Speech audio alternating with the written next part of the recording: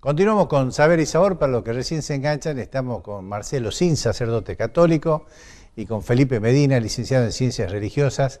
Estamos dialogando. Había quedado en el final del bloque anterior hablando de la transparencia, y nuestros anunciantes le quitaron la palabra a Felipe, así que se la otorgo nuevamente. No, decía, comparto plenamente que es un signo de este tiempo, este deseo de ser auténtico, de ser transparente, de mostrar las cosas que suceden, de no meter la basura bajo la alfombra, para decirlo de alguna manera gráfica, y creo que es bueno eso. Es bueno porque es una forma de pelear contra la hipocresía, pero el hecho de pretender ser auténtico no significa voy a hacer lo que quiera porque lo siento así o porque me siento de esta manera.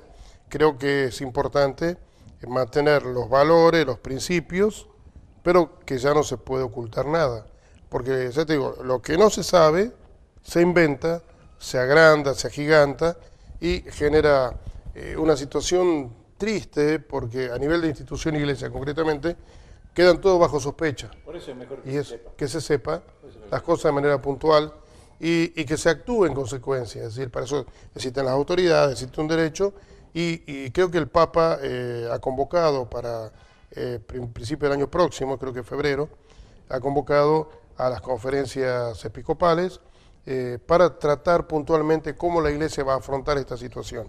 Porque acá tenemos dos problemas grandes. Uno es este tema que existió en la Iglesia en un periodo, que sabemos que va decreciendo en las nuevas generaciones con el tema de los abusos, pero también tenemos el otro problema, que es el mundo como enemigo de la Iglesia. Cuando nosotros tenemos catecismo, los enemigos del alma, mundo, demonio y carne. El mundo, aquel que tiene poder y que en la Iglesia ve un escollo para dar rienda suelta a la concupiscencia, dice, se ensaña con la Iglesia y justamente le aprietan aquellas cosas en lo que la Iglesia también sufre como cuerpo, porque hay un miembro que está sufriendo, en este caso lo que pueden ser las víctimas o los que han sufrido situaciones de abuso, que no solo es sexual, puede ser de poder, abusos económicos, abuso de conciencia, entonces manipulación de conciencia.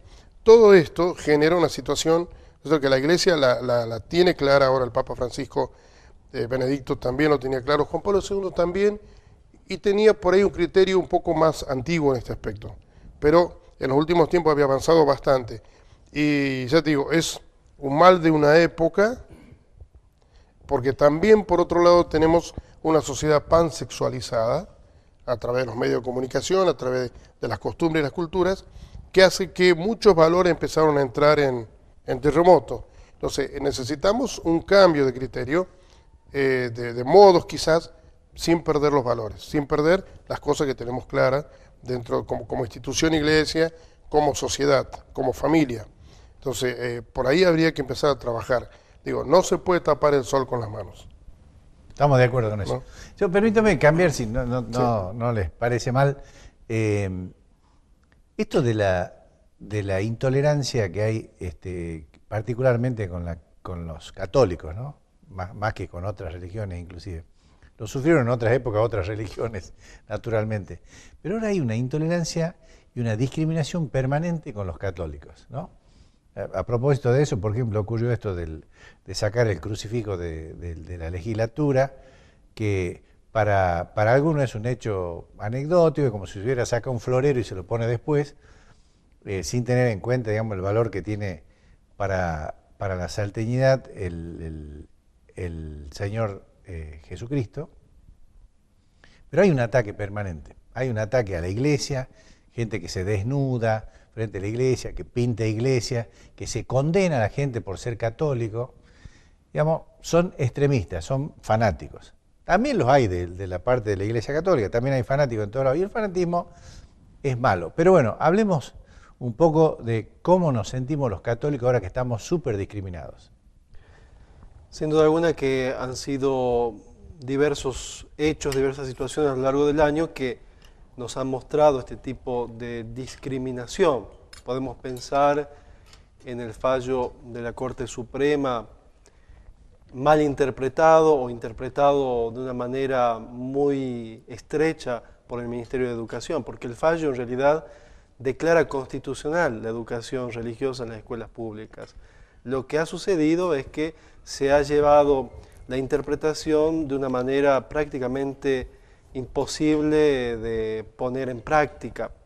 Diría yo que su aplicación ha sido planteada para no ser cumplida, porque la idea que plantea el fallo es que pueda ser presentado fuera del horario curricular, es constitucional. Fuera del horario curricular significa que si las clases terminan a las 12, que puedan quedarse en la escuela una hora más hasta la 1.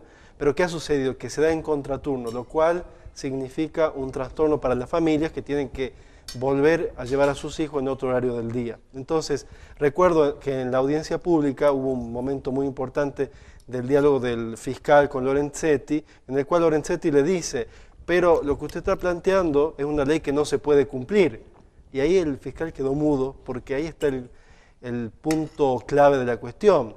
Es decir, se declara constitucional de un lado, pero del otro no se articula de una manera lógica, de una manera que sea factible, viable. Bueno, esto yo creo que ha sido un ataque a los derechos de cientos, de miles de padres salteños que quieren la educación religiosa. Luego, esta interpretación estrecha se ha traducido en las misas del Milagro, que ya estaban previstas por calendario escolar. El Milagro, yo quiero destacar, es siempre una invitación. Fue rarísimo eso, ¿no? La verdad, un año rarísimo en este Milagro, que se ponga obstáculos, digamos, para que los chicos concurran. Yo abogo el sentido común. Realmente hay que tener un poco de sentido común. Ya estaba hecha la distribución de inclusive todas las te diría yo de instituciones. generosidad. Y generosidad. Sí, pero aparte que no había una prohibición del fallo de la Corte Suprema. Aquí hubo o ignorancia o maldad, porque se prohibió hasta las escuelas secundarias, siendo que el fallo no hablaba de las escuelas secundarias. Entonces vemos ahí que no ha habido una articulación racional de lo que se había planteado desde la Corte Suprema, y de esta manera, ya estando la invitación a todas las escuelas, y recalco la palabra invitación, y cada institución recibe esa invitación, y cada una de las comunidades educativas pondrá en movimiento cómo distribuye esa invitación. Muchas comunidades han enviado delegaciones, muchas han ido completas, pero estando ya el cronograma de todas las instituciones, el Ministerio decidió que tenían que ir en contraturno. La catedral, con mucha generosidad, vio la posibilidad de hacer viable la invitación, de celebrar misas en otros horarios, llegando a celebrar a veces 12 misas diarias. Y bueno, estas fueron las imposibilidades y los obstáculos que quiero que se revisen y que haya una interpretación más racional y más abierta del fallo. Pero lo que quiero realmente destacar es que pese a los obstáculos, muchas veces incomprensibles, la respuesta fue muy generosa de parte de los estudiantes, de los padres, de los docentes, que trataron entonces de organizarse y de participar durante las peregrinaciones a la catedral en el mes de agosto, y luego también del Milagro con los niños, del Milagro con los jóvenes. Bueno, el Milagro con los jóvenes ya no es una actividad que dependa de las instituciones educativas, ¿no?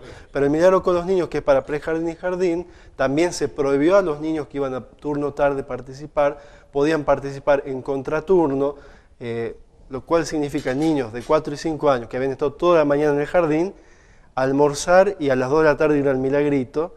Bueno, esa fue la solución que brindó el Ministerio. Entonces no podían ir los del turno tarde, aún así hubo 4.000 niños. Es decir que quiero agradecer y destacar el esfuerzo de tantos padres, de tantos maestros, que a pesar de los obstáculos han logrado superar esas barreras y han manifestado con mucha fuerza, con mucha alegría, su fe en el Señor y la Virgen del Milagro. Está claro que con la concurrencia de un día, de un grado, de un curso o de un colegio, no sufre gran daño la educación, sobre todo cuando si lo comparamos con la cantidad de días de huelga que tienen los estudiantes por sus maestros que no arreglan sus salarios, ¿no? Pero bueno, gracias a Dios, igual hubo la presencia, igual los chicos pudieron ir con inconvenientes, pero bueno, quizá el año que viene haya un poco de sensatez en esto y vean que esto no hace daño a nadie. Hay que ser un poco más comprensivos. Es interesante rescatar, porque recibí muchos testimonios de maestros, de docentes, maestros, maestras, profesores, que se jugaron, Así es. directoras de escuelas que se jugaron y se plantaron y dijeron, tiene que ver con la cultura y la formación. Si estamos dando, digamos, obligando a la enseñanza, al culto a la Pachamama, ¿por qué vamos a excluir de la enseñanza o la participación en el hecho del milagro que tiene que ver con la historia misma de la formación de la ciudad de Salta, de su cultura, de su historia, su religiosidad? Y aquí yo lo pienso, que cuando en la iglesia hay un terremoto tan grande en este momento, ¿no es cierto?, con problemas de autoridad, problemas de celibato que salen a la luz, algunas dificultades, en una sociedad que parece dividida, fraccionada, con problemas sociales, problemas políticos, problemas de corrupción, hay algo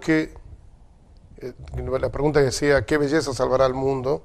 Si el mundo se va a salvar por la belleza, porque el hombre y la mujer sean quienes son, si recuperen su identidad, su lugar, su sitio dentro de la sociedad, pero también en la iglesia, la religiosidad popular, es decir, la religiosidad de la gente más sencilla, aquella que cree contra toda esperanza, que cree a pesar de las dificultades, esa gente que camina, que ha caminado en estos días del milagro muchos kilómetros, sentidos, vividos, emocionantes, esa fe es la fe que nos va a poder restaurar la credibilidad de la iglesia y la imagen de una iglesia auténtica, más pegada al Evangelio, menos a los poderes,